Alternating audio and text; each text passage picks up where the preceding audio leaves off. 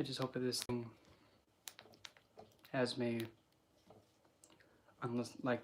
listed in public. And remember, because I just uploaded one of the Tarot readings for one of the scientists to test it, and now I'm blind. But anyway, let me see something real quick.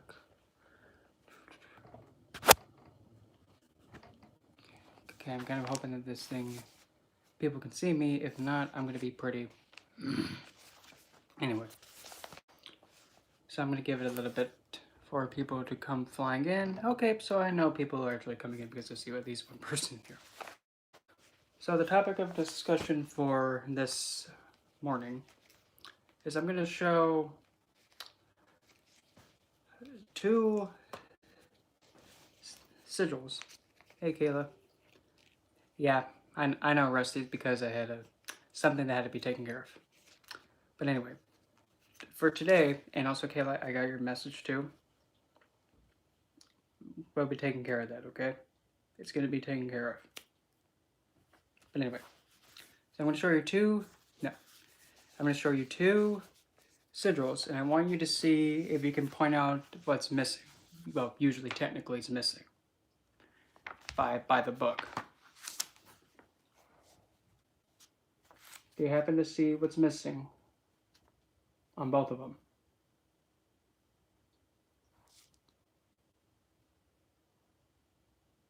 Yep, if you need to send what you need to send, just keep going. Don't stop. Just keep going and going and going and going and going until you feel exhausted. You get exhausted texting it to me. Just keep texting it. But as for this, what do you think there's something missing with these two?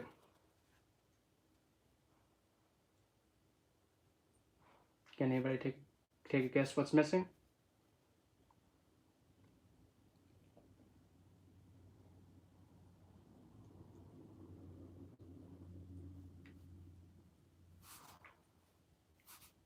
Yes, Kayla, you're correct. There is no circle.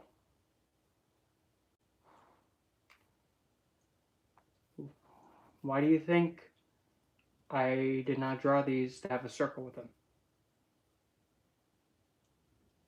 What's your best guess why?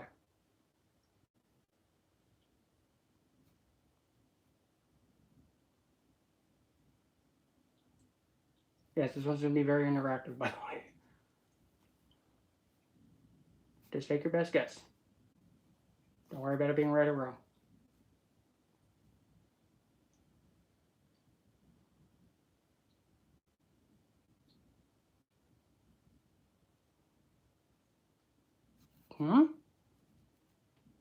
Yep. That's a really kind of actually a good yes. That's actually pretty close.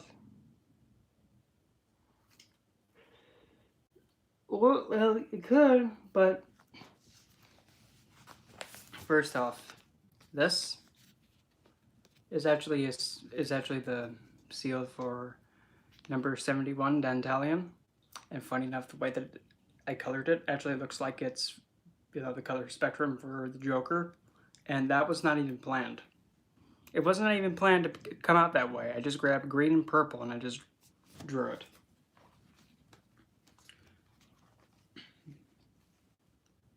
And we'll be getting back to Dantalion in a second. But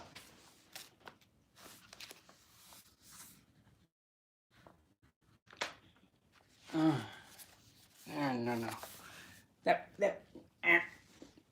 Because now when you put, the thing is, when you have a circle around like a symbol of a left-handed divine, like this is Citrus, you put a circle around it, you're restricting it, you're detaining it.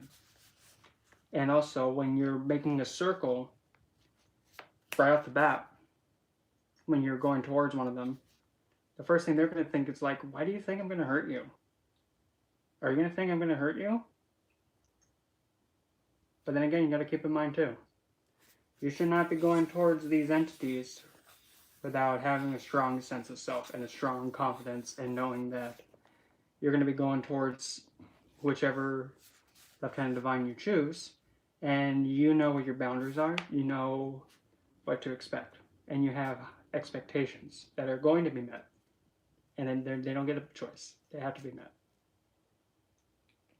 And when you have that firm foundation, you don't need a circle. You don't need a circle.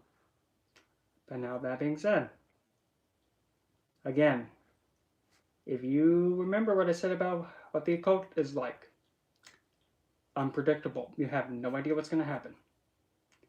Now, that being said, you have to understand how to draw the line when you're interacting with anything. You have to be able to tell it, hands off. That's not going to fly. And it doesn't matter what title it is, whom it is, or what it is. If something is making you uncomfortable, speak it, say it. And if it doesn't respect it, okay, off with it. You don't need to be having anything, especially on the astral side, bullying you. Just because it happens to be a divine, that doesn't mean it can walk all over you. No.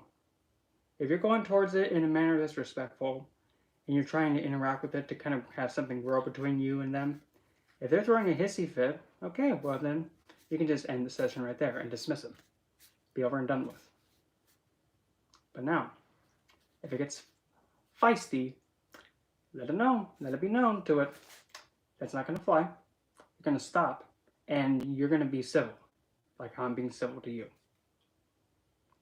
Treating it as you would want to be treated. With the highest dignity and consideration. That's how I go towards every single one of these left-handed divines. And any of them, for that matter. From any pantheon that I go towards or interact with, I go at them all the same way. As an equal, eye to eye. Nobody is above or below one another. Equal playing field. Just because it has a title doesn't mean that it can do what it likes and make others uncomfortable. Doesn't matter if it's even an angel. Don't care if it's Archangel Michael. He calls BS, you're going to be told to stop. And if you don't stop, then no. Because, again, you come first. You. Not anything else. You. If something happens to you, it's game over. Anything else doesn't matter. You have to put yourself first. If you're not comfortable, you can say so. And if something tries to exploit that, you kind of give it a warning shot to say, that's not going to happen again, dude.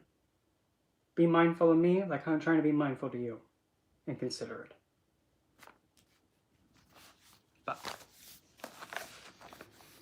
And there's also, when you're using a magical circle, as it is in like the Solomonic grimoires,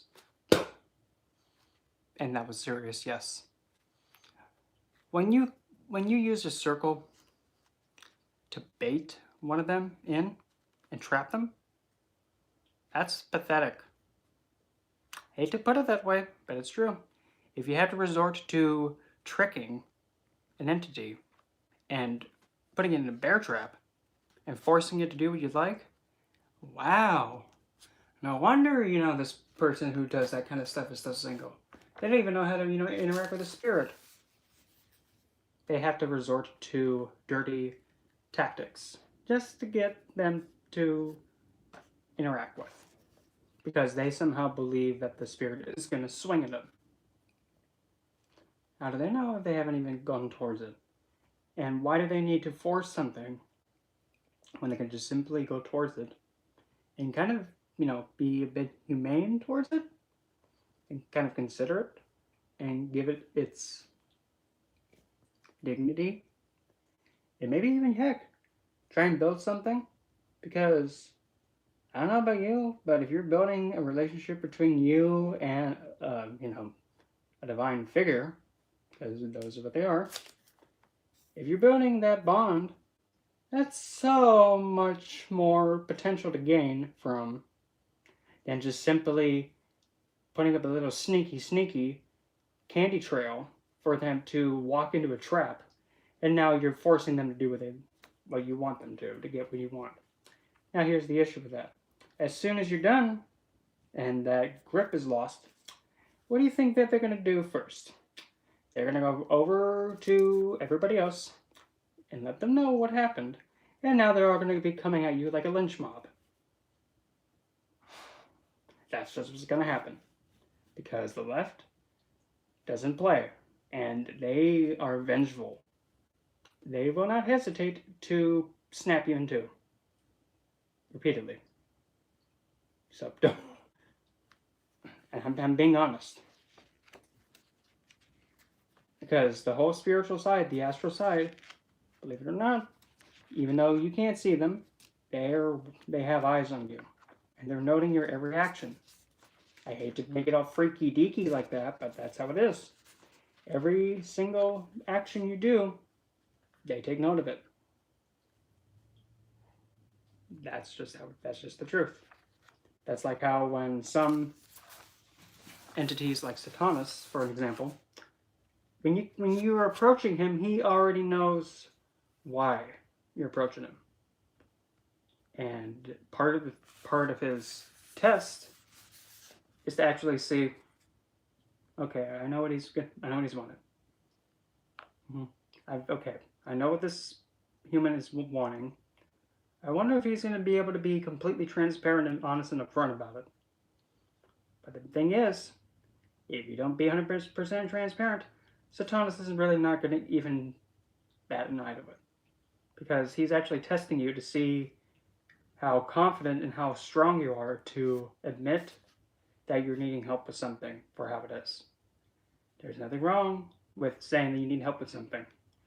Especially if you're getting help from Satanus. You have to understand too, Satanus is probably one of the best divines to help you strategize an action plan. Because he's really 3D practical and all about survival. He's realistic. He helps you structure, organize, think on the primal 3D level, like how to get there. And even though he has to be technical, his name translates to adversary, but like how I transformed adversary to something better, like for an example, adversary. Okay, what's an adversary? It's someone who opposes you, an opponent. But what's an opponent? One who challenges you. Okay, so who challenges you? Teacher, parent, guide, guru, friend, brother, sibling, law enforcement officer, health coach. You see? You see where I'm going with this?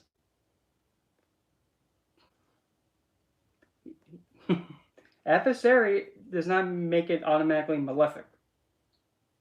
Adversary can be something as simple as someone challenging you to test you to see if you know your stuff, but two, to actually see if you've learned the lesson and learned the material, and to prove yourself that you've grown and that you're ready to move on to the next part of your growth.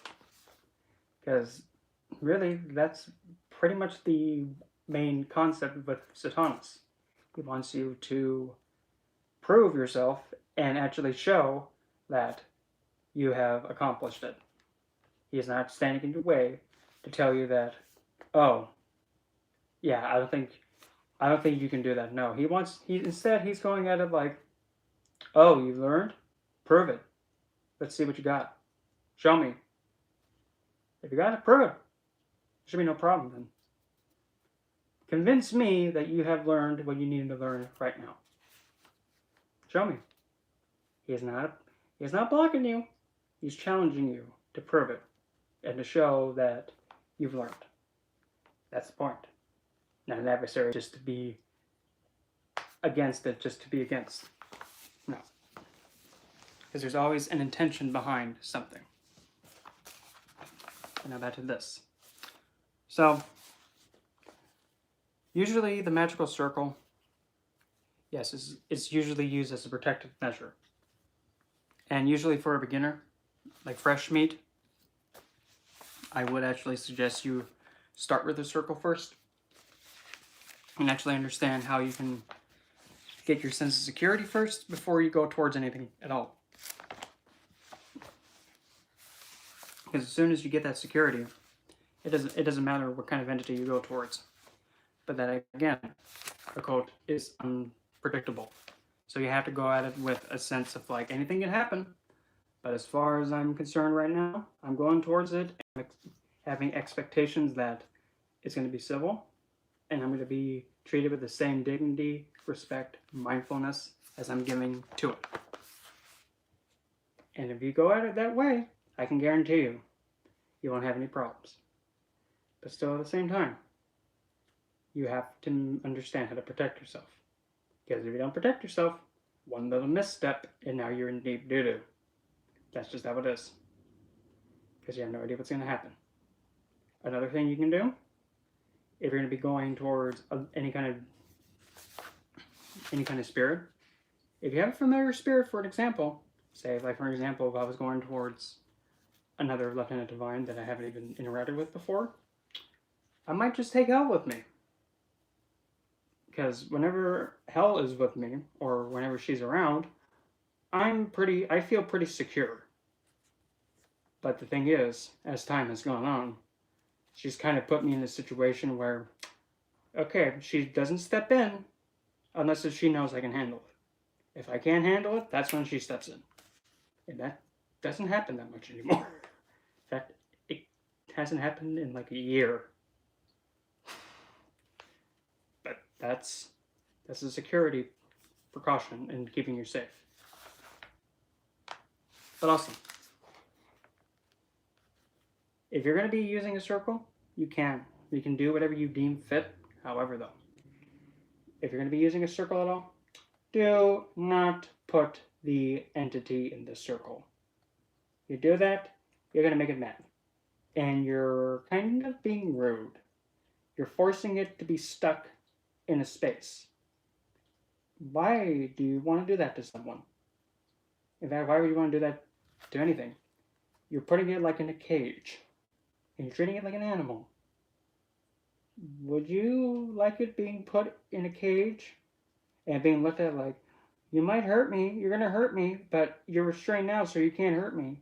I don't think that would be a really good impression. Being put in a cage and automatically assumed that you're going to be swinging at someone they haven't even met, but right off the bat they think you're going to hurt them. No. And even if you're going towards a Lieutenant Divine that's actually known to be very feisty, aggressive, and very murderous, like Andres. Andres is known to do that. But again, if you make it known and you stand firm in understanding that between you and whomever you're going towards, even Andres, this is how it's going to be. No shenanigans. I'm treating you how I would like to be treated. As an equal. Is that understood? And you have to make yourself firm about it. And if you show any sign of weakness, they may take advantage of it. That's just the cold hard truth. I'm not saying this to scare you. I'm saying it because that's how it is. And in this kind of a field, you have to know what potentially can happen. And also assume the worst of it. Because you don't want to be blindsided. Because that can happen. And the last thing I want to have happen is anyone getting hurt when practicing this stuff. Because there's some people that are saying information that is not good. In fact, if you actually follow what some are saying, you're going to get yourself in trouble and hurt. Mentally, emotionally, psychologically. That's point blank.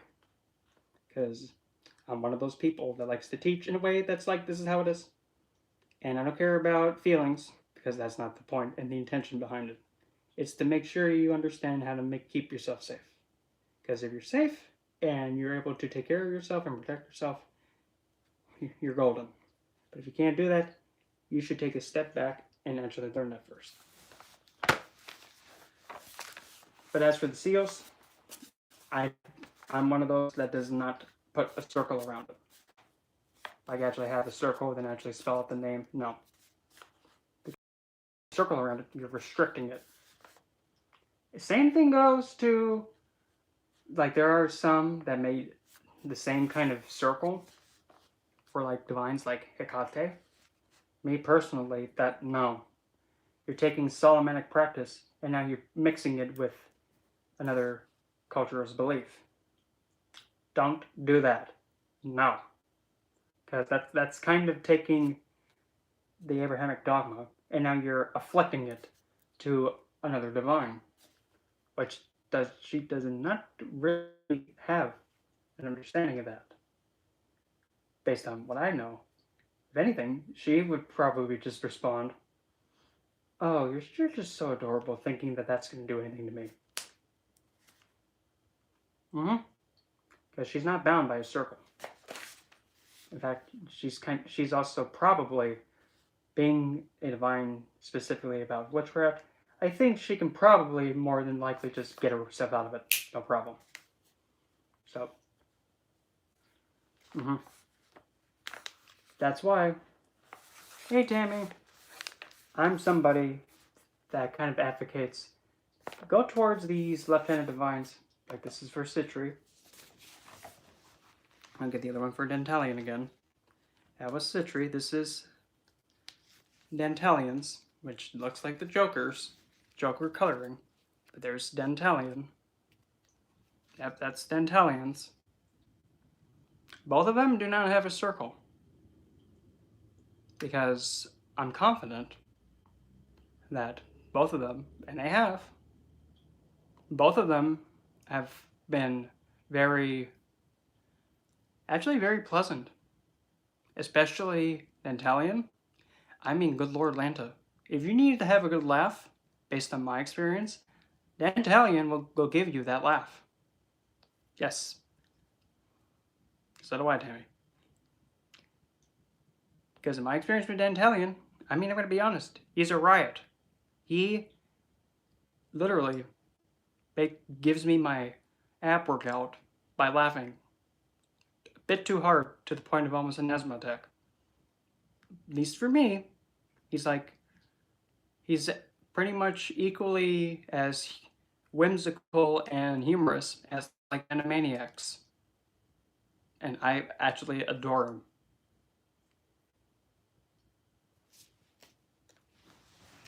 And when you don't have a circle around it, you're not restricting it and binding it.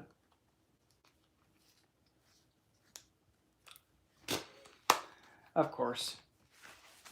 I just, that awkward moment when you start, talking about a certain entity and all of a sudden it just decides just to pop in. Yep, I just felt it just go right on the back of my head. Like, okay, fine. If you want to come through, little guy, fine.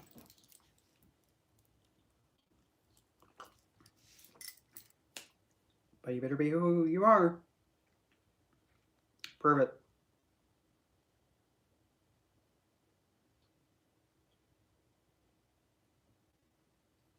Good.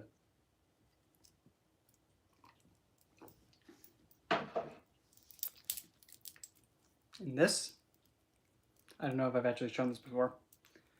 This is actually the piece I made well, it's backwards for one. This is actually the piece that I use as a focus point for Dantalion. And on this lovely thing, we have that big honking piece of amethyst, which I also use to scry with, like this. Kind of just like a monocle. And on this piece, I mean, I don't know what else to say, but, Dantalion, I gave Dantalion every pearl I had. Every single pearl I have is on this piece. And I told him, I hope you understand how much value I'm giving you, mister, because, yeah, that's all my pearls. I have none left now. But there's clear quartz at the bottom, then green aventurine, amazonite, pearl all the way up until the green, and that's more aventurine. And the last stretch at the very top, all that is selenite. Yeah, so, I mean, he got spoiled. Not as much as Lilith, but yeah, he got spoiled.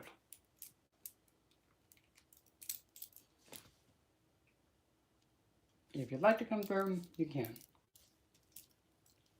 As long as you're... Okay, good.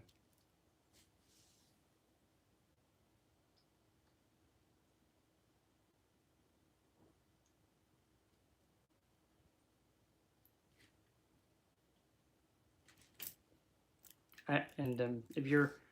In case if you're wondering, like, if I'm just, like, going... Like, if I'm, like, moving and I'm just, like... My face just turns weird differently.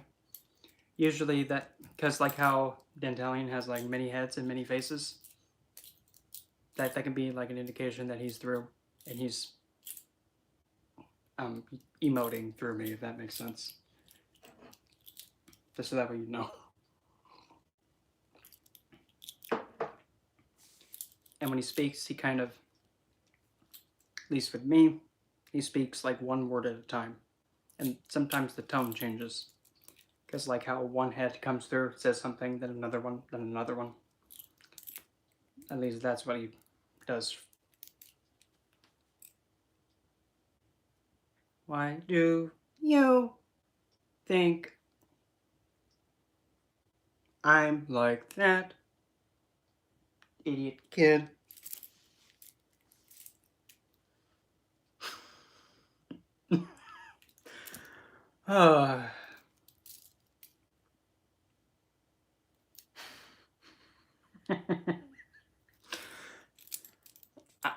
I'm sorry, but it's stuff like that that makes me laugh. AIM, I haven't interacted with AIM, so I can't really say much. I've interacted with Citri, and I think there's actually saw on the channel that there was the invitational with him. Yeah, am I here? I just slapped my phone. Anyway, so having Saturn in your second house, Rusty. Yep, I know. I'm back now. I better be. But having Saturn in your second house, well, the second house is your face. Having Saturn be on there shows that you have something dark somewhere on the face. And also and the way that you speak may be kind of cold and to the point. And not really have much emotion attached to it. It's like to the point, but it's also very strict. Like, what has to be said. Yeah, but also Citri is on the channel too, and I mean, when I invited him in, I mean I even remember it being like, like I'm looking at this ring thing, and I'm just looking at it, like looking at my face, just like, oh no, I'm having leopard spots, okay, and then out of nowhere, just conveniently, like, well, Citri, it's so nice to see that you've come in and almost made me shriek like a schoolgirl. Yeah. That was Citri. I also had a really funny, unexpected experience with King Paimon. That bloody conga line and blowing kittens, tambourine mistresses.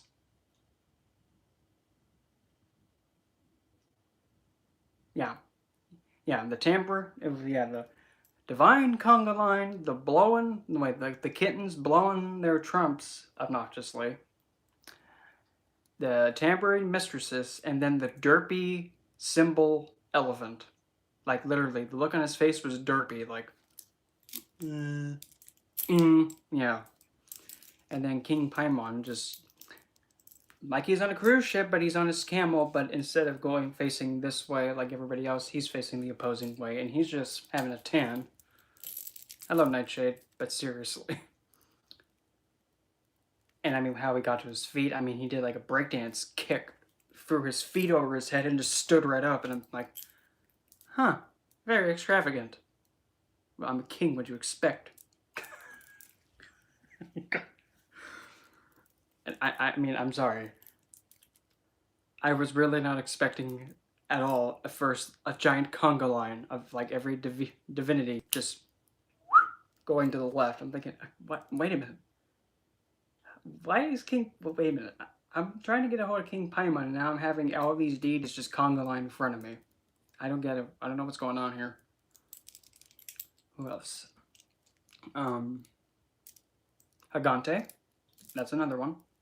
And Saket, which, if I have shared about it multiple times, the first time that I, interacted with Saket, I just said the evocation, and after I said the last word, shotgun, gunshot went off, outside my window. That was years back. And I'm just all, okay, that was a gunshot, pretty close to the window. So I'm probably gonna guess that, Saket answered. Yeah.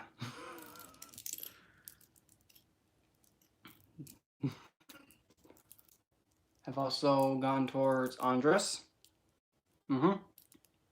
Yes, Andres, the one that's known to, slay the one who summons him.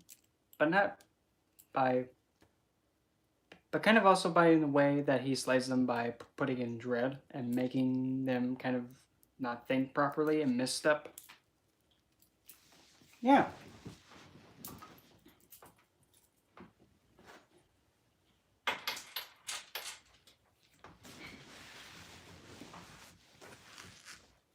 Saket is essentially Sekhmet. Essentially. And Sekhmet, I mean, good Lord Lanta. If you want to have the whole world shake, that's who you call. And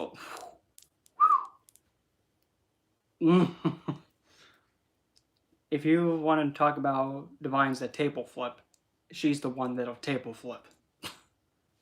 And by table flip, completely make you kind of regret making her mad.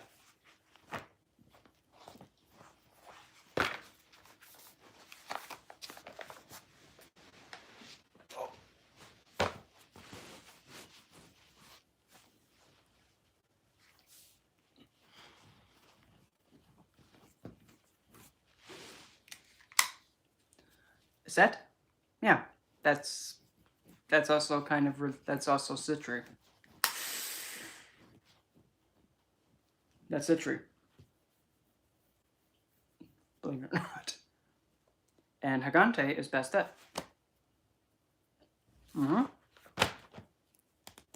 Pretty much a good majority of the Egyptian divines are on the left.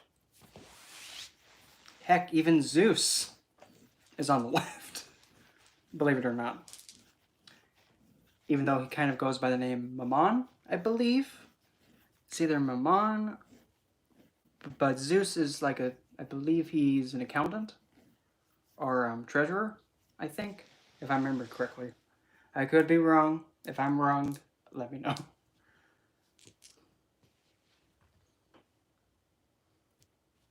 Also, Auguras. That's another one that I've interacted with.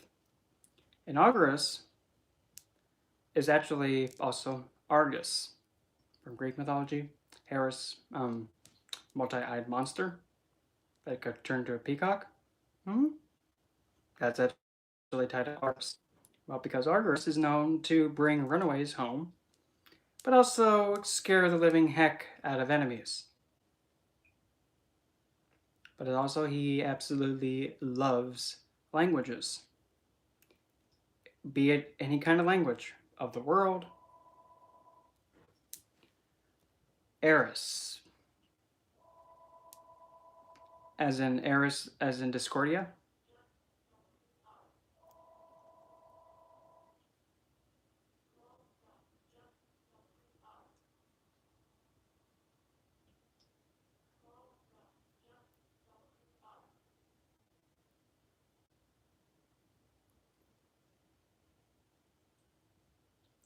I'm gonna go see what that was, so I'll be back later tonight because I think that might be a phone call I need to take, so I'll keep that question in mind, but I'll be back.